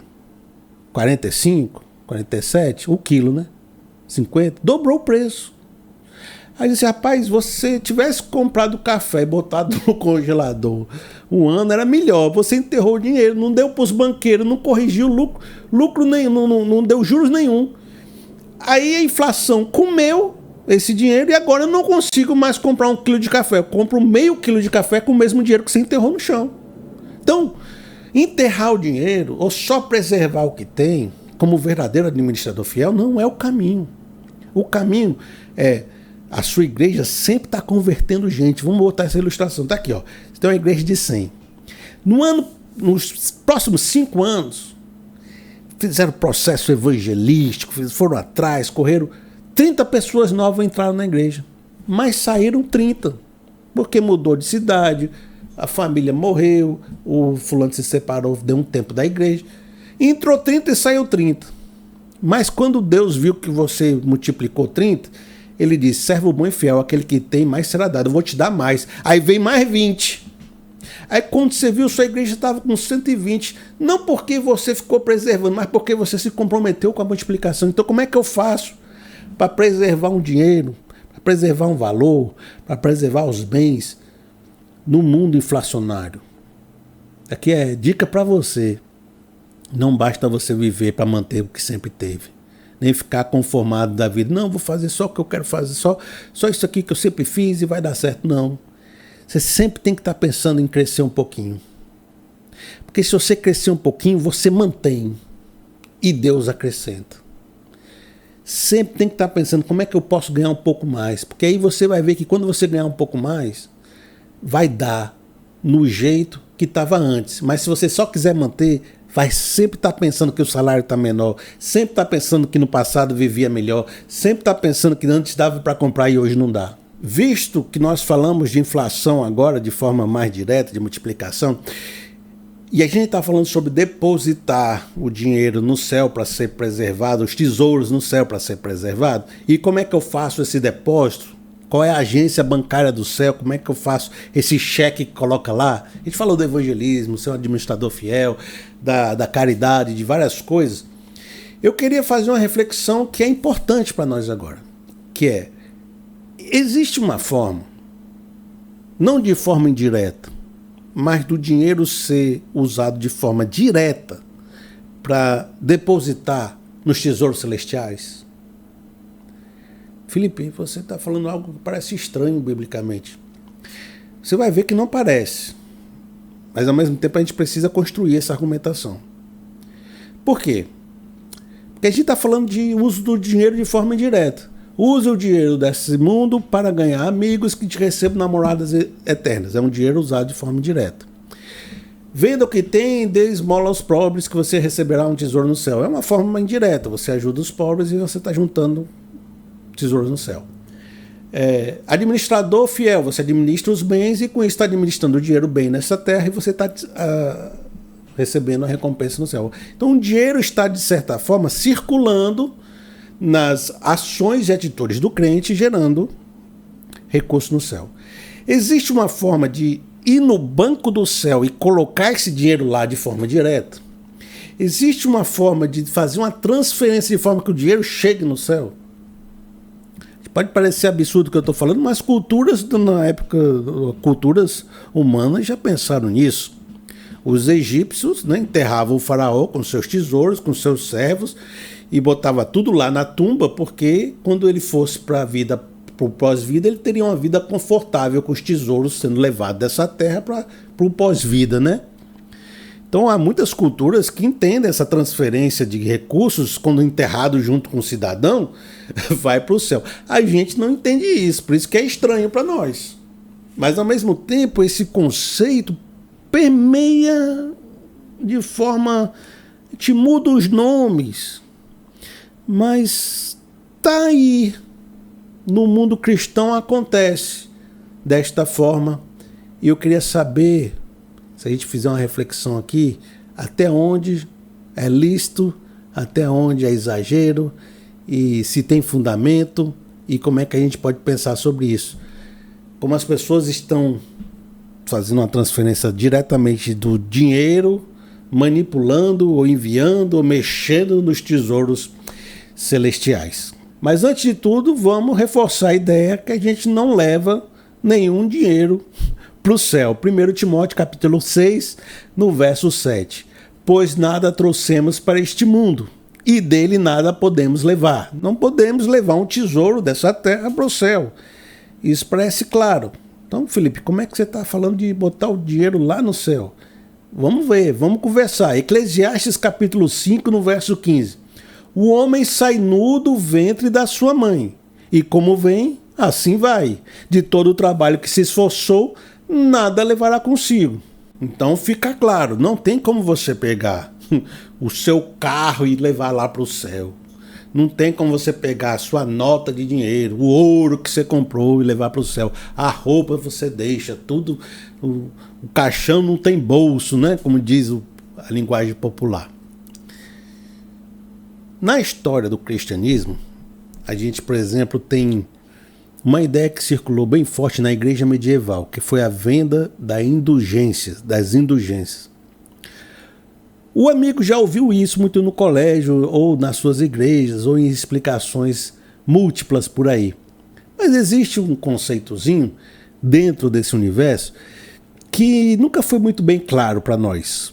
Era o seguinte: A igreja medieval acreditava que a confissão, né, que você se arrepender dos seus pecados, que Cristo, Deus, lhe reconciliava com Deus, aquela confissão, aquele sacramento, aquela unidade com a igreja, você era salvo. Você recebia o perdão de Deus para a salvação. Mas a igreja medieval acreditava que havia penas, né, uma consequência do pecado, que acontecia ainda nessa terra e que você tinha que pagar. Mesmo sendo salvo, você tinha que pagar a consequência, a penalidade pelo pecado. Você podia pagar essa penitência, fazendo penitência, né? Essa pena fazendo penitência. Jejuns, esmolas, né? Vários tipos de sacramentos e coisas que você fazia para pagar essa pena aqui na terra. E se você morresse sem pagar, você tinha que pagar no purgatório. Né? Essa pena terrestre não é a pena para a salvação, era a pena das consequências do pecado que você cometeu. Em algum momento, essa esmola aos pobres, esse doar aos pobres, virou, né, a ideia de que você pode contribuir com a construção de um hospital, você pode contribuir com a construção de uma basílica, de uma igreja. E havia momentos onde as pessoas diziam, olha, se você contribuir, estamos fazendo o processo aqui de construir essa igreja, se você contribuir, você vai poder amenizar ou tirar essas culpas temporais, essas penas temporais que você tem, e pode ajudar um parente seu, a vovozinha que já morreu, que está lá no purgatório sofrendo. Você pode ajudar, a partir dessa sua doação, alguém que está lá no purgatório e para o céu terminar de pagar essa pena.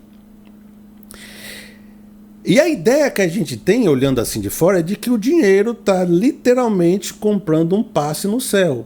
O dinheiro está literalmente passando daqui para um benefício espiritual que a pessoa está em dívida no céu. Porque existe essa questão muito forte na própria Bíblia, se você for olhar Romanos, do pecado gera uma dívida, né? Os reformadores vão dizer que toda essa dívida foi paga por Cristo, não tem pena ainda para pagar aqui e tal, mas a questão não é essa agora, a questão é entender como é que eles pensavam.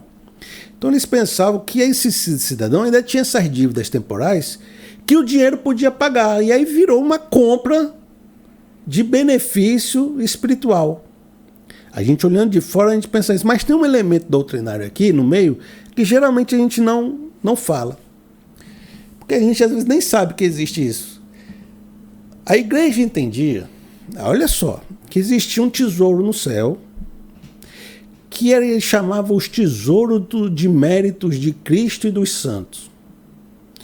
Ou seja, os santos e Cristo foram tão santos e tiveram tantos méritos nessa terra, e os méritos de Cristo é infinito, que juntou um tesouro no céu. E esse tesouro não é só meu, não é só seu, não é de uma pessoa específica, é de toda a igreja, porque nós somos um corpo só. Então é um tesouro de todo mundo, está lá no céu. E esse tesouro pode ser usado para quitar uma dívida de uma pessoa temporal aqui na terra.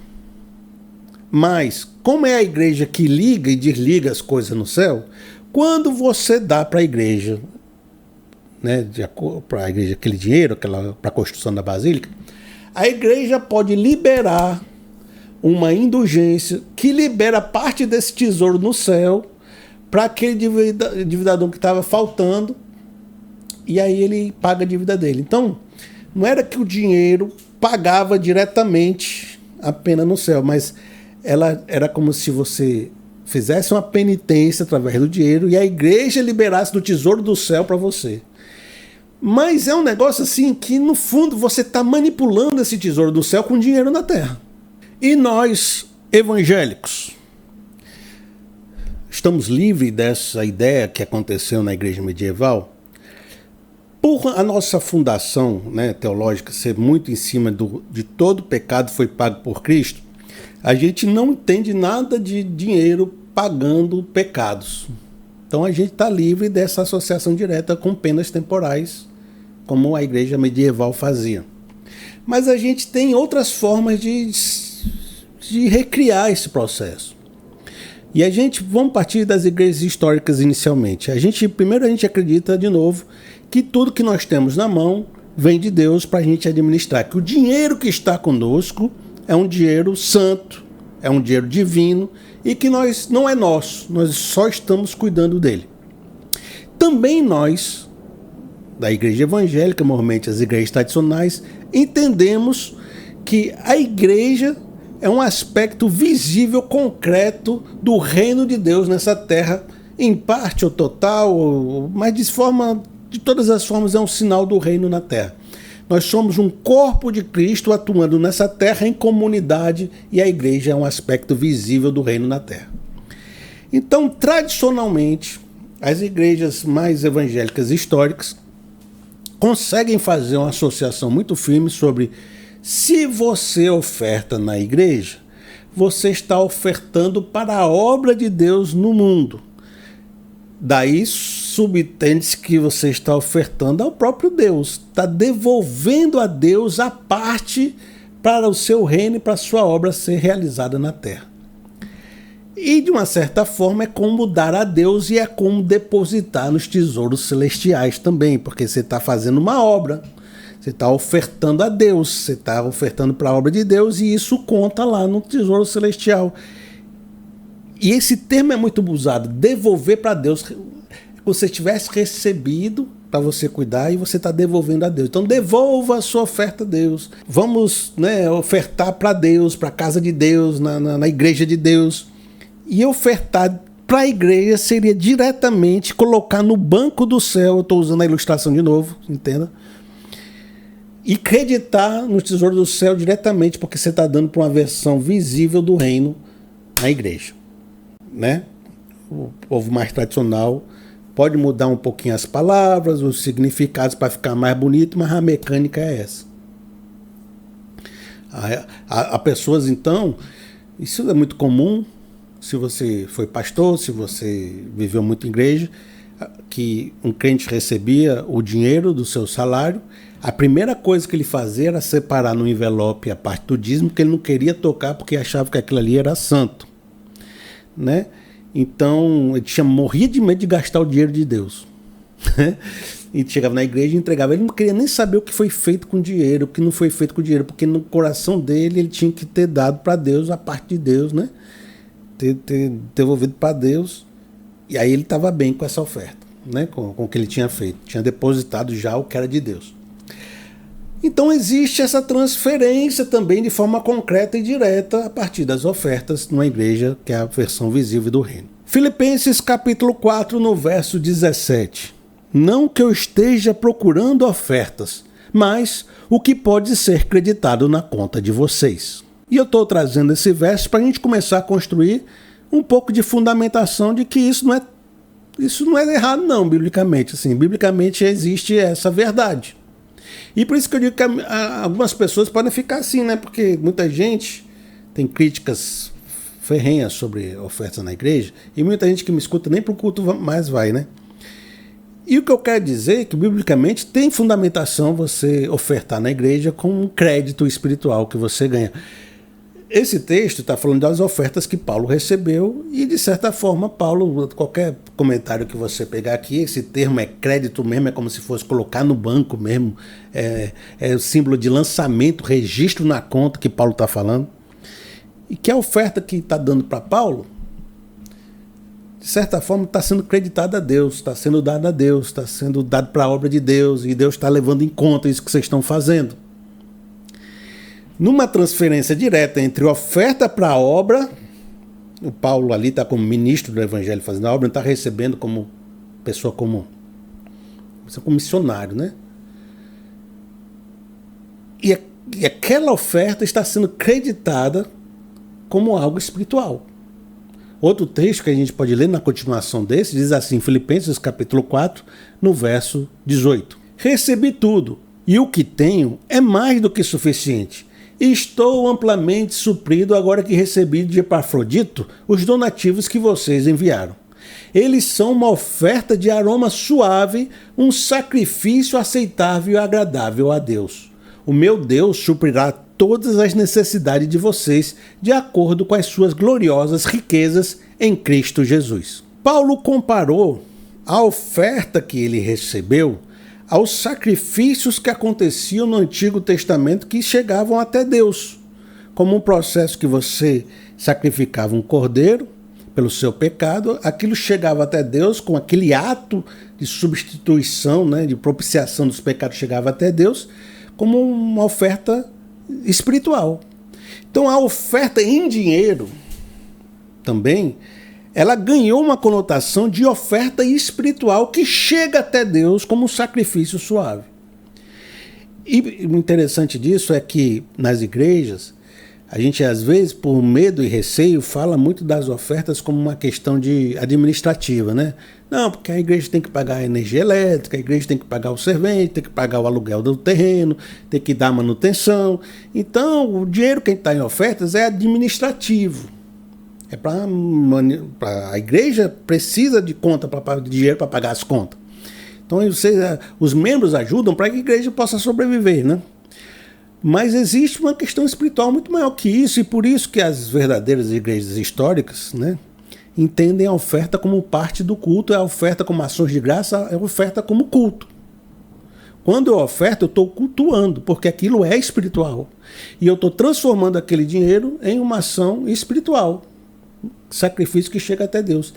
Se o pastor usou de forma errada, se a igreja está enrolando, não tira o fato de que o crente deu com o coração e que Deus recebeu com o coração. E os desmandos, os desvios, as coisas erradas que uma igreja possa fazer, tem que ser considerado, mas não retira o fato espiritual que acontece nesse processo.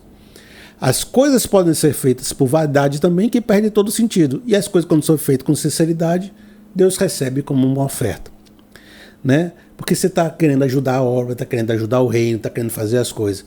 Mas dê numa igreja séria, né? Dê num ministro que seja bom, né? Se você sabe que tem muita gente enrolando por aí, não vai dar nesses locais, né?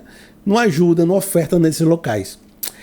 A outra coisa que ele diz assim é que ele faz uma bênção para a igreja de Filipenses, dizendo que Deus, né, diz assim, ó, o meu Deus suprirá a necessidade de vocês, de acordo com as suas gloriosas riquezas. E de uma certa forma está dizendo, tem um tesouro espiritual, uma riqueza de Cristo espiritual, que Deus use essas riquezas para continuar abençoando vocês, porque Ele é o dono de todas as coisas, a gente só é um mordomo, administrador, que Ele continue derramando na vida de vocês. E há uma ligação aqui que é feita entre o que eu recebo e o que você recebe de Deus, como se fosse um ciclo. Deus lhe dá, você administra de forma fiel, você abençoa os ministros da igreja, ou a igreja de forma física, né? Física que eu digo é o reino manifestando de forma visível na terra, é a igreja.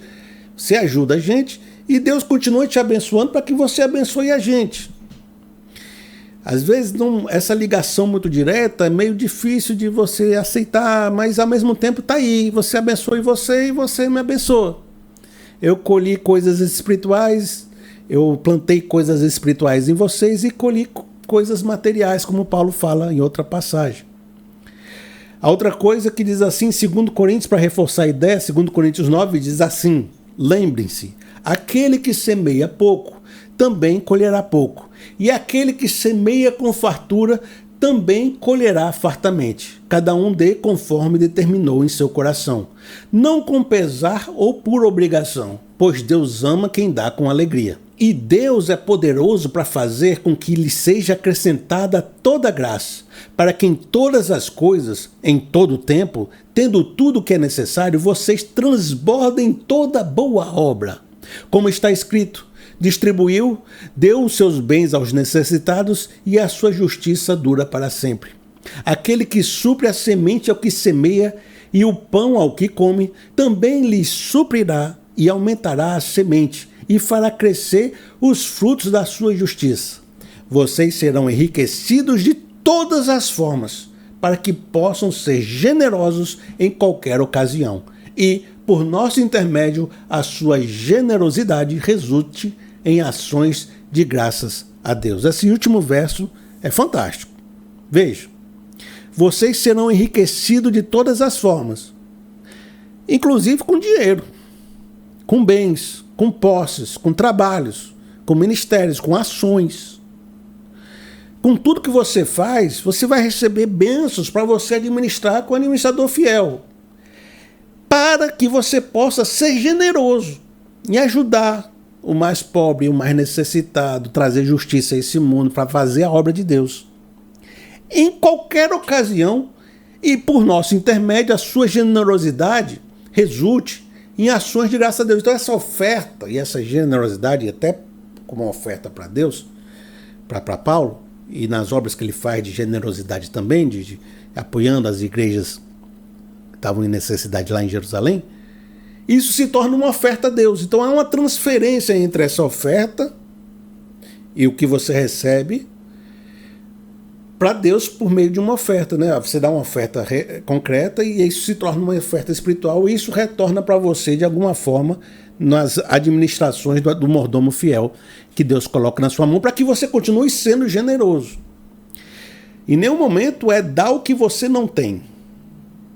É reconhecer que o que você tem vem de Deus e que você está ajudando e sendo generoso com isso e Deus continua lhe abençoando e existe esse ciclo. De uma forma geral, os tradicionais conseguem entender até esse limite. Alguns trazem esse limite um pouco menos longe, outros conseguem chegar até esse limite. Que limite, Felipe? Nós recebemos de Deus tudo que está em nossa mão para nós administrarmos como se fosse de Deus, como administrador fiel, e quanto mais Ele nos dá, Ele também nos pede que usemos para sermos generosos com os necessitados e para apoiar a obra de Deus aqui na terra, fazendo ofertas que chegam até Deus com um aroma suave, e de alguma forma, Deus também continua nos abençoando para que a gente continue sendo generoso num ciclo que vai onde eu oferto, eu ajudo, eu dou e eu recebo e reconheço que vem de Deus. Algumas pessoas colocam a recompensa só para o mundo celestial, algumas colocam que Deus continua abençoando também, tá certo? Para sermos generosos. As igrejas mais neopentecostais, ou mais moderninhas, ou sei lá, as que não seguem um padrão muito direito, ou algumas históricas meio exageradas, não sei. Há algum grupo de igrejas que eles vão entender que isso vai além. E aí que a gente chega até a questão da igreja medieval. Que isso vai além para uma lei da semeadura. Ou seja, que não só você tem um ciclo de gratidão, de dar, de receber, de oferta, mas que há uma relação da quantidade que você dá, que você recebe de volta mais do que você deu. E que a quantidade que você dá é a quantidade do sacrifício que você está fazendo, é o tamanho do milagre que você vai receber, o tamanho da bênção que você vai receber, e que esse processo gera uma multiplicação, que às vezes você dá uma oferta de coração e você recebe muito mais do que deu. Você está plantando e quando essa árvore cresce ao longo do tempo, ela te dá muito mais frutos do que você plantou. Você planta uma semente e você pega vários frutos dessa árvore. E aí vem textos como esse de Lucas capítulo 6, no verso 38. Deem, e lhes será dado uma boa medida, calcada, sacudida e transbordante será dado a vocês, pois a medida que usarem também será usada para medir vocês. Porque, de certa forma, ele está entendendo. Quando Deus nos abençoa, Ele nos abençoa de forma transbordante. Então, o que eu oferto não volta de forma equivalente, volta transbordando, volta multiplicando. E nessa lei da semeadura, a quantidade que você oferta faz diferença, igual a gente leu no texto de 2 Coríntios 9, que eu vou ler de novo com vocês, pois diz assim: lembre-se, aquele que semeia pouco também colherá pouco, e aquele que semeia com fartura também colherá fartamente. Cada um dê conforme determinou em seu coração, não com pesar ou por obrigação, pois Deus ama quem dá com alegria. Então, com essa perspectiva, eles entendem que a lei da semeadura, eu não entendo assim, mas eu estou dizendo porque você conhecer. E você pode entender assim, né? A gente está vivendo num mundo multiforme. Eu não chego tão longe, mas você pode chegar. De que a quantidade de dinheiro que você gasta na obra de Deus, que você coloca como um sacrifício, uma oferta, retorna para você como muito de volta. Uma medida transbordante. Às vezes não na hora. E às vezes não é só dinheiro que retorna, retorna um milagre que você está esperando, né? Com o tempo, essa recompensa vai acontecer, e aí eles usam Gálatas 6 no verso 7. Não se deixe enganar, de Deus não se zomba, pois o que o homem semear, isso também colherá. E não nos cansemos de fazer o bem, pois no tempo próprio colheremos, se não desanimarmos. Embora a igreja evangélica mais neopentecostal, mais exagerada, ela não troque dinheiro por quitação de pecados, ela troca por bênção. Essa é a diferença. Então eu posso quase que comprar um milagre se eu fizer uma oferta grande o suficiente. E se eu esperar tempo e perseverar o suficiente, aquele milagre vai chegar.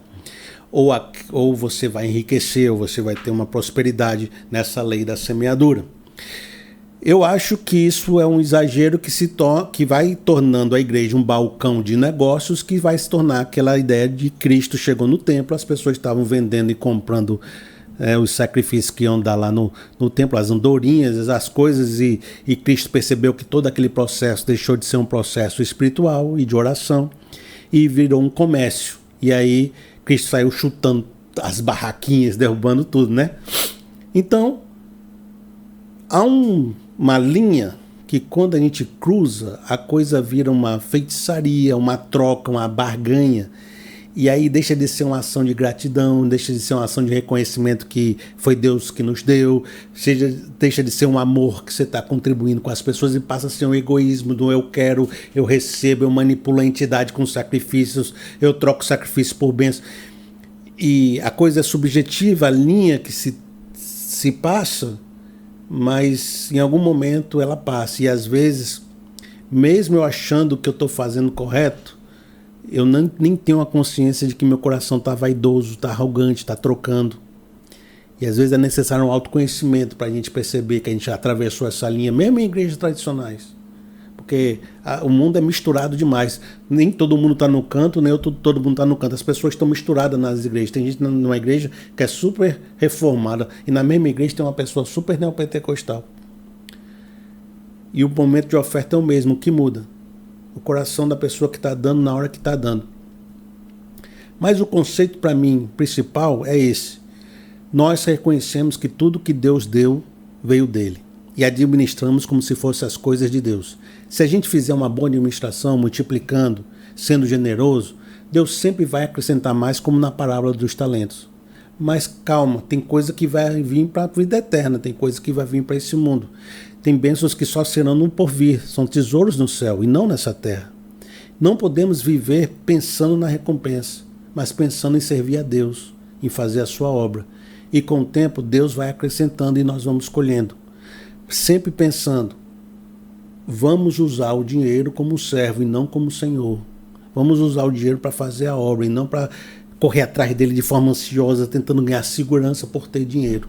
Porque quando a gente faz as coisas certas, Deus abençoa, Deus provê, Deus anda com a gente, Deus preserva a nossa vida. E assim a gente pode escapar um pouco dessa aflição angustiante da Babilônia e desse Deus dinheiro. Eu espero ter te ajudado de alguma forma. Muitos conceitos, né, meu amigo? Conceitos difíceis, conceitos para você meditar. Se o irmão quiser me abençoar, faz através do Pix, porque nós estamos chegando no final do vídeo. Eu estou aqui sempre todo final de vídeo eu faço esse pedido. Então esse pedido não é exclusivamente para esse vídeo, aproveitando que eu falei de oferta, tá certo, meu amigo? Se você quiser até achar que eu estou fazendo esse pedido depois do vídeo, porque eu acabei de falar isso, então não dê não. Fique para você, use na sua família, use na sua terra. Mas se o irmão quiser me abençoar, porque eu plantei coisas espirituais na sua vida e você quer me ajudar de forma material, faz através do Pix. pr.felipeseabra@gmail.com pr.felipeseabra@gmail.com. Tem esse pontinho depois do PR, tá certo? Se você for fazer essa chave Pix no seu banco, veja se está lá o nome, Felipe Rodrigues Seabra. E se a conta é no Nubank. Que algumas pessoas às vezes têm medo de não estar chegando para mim, se é uma chave que alguém botou enrolação, se escreveu errado. Mas não, Felipe Rodrigues Seabra na conta no Nubank. E eu agradeço por demais os irmãos que têm me ajudado sempre. Que Deus abençoe você profundamente e até o nosso próximo vídeo. Eu estou encerrando aqui, né? essa série de inflação. Hoje foi inflação misturada com um bocado de coisa, mas eu espero que Deus tenha te abençoado. Que Deus te abençoe em nome de Jesus. Amém.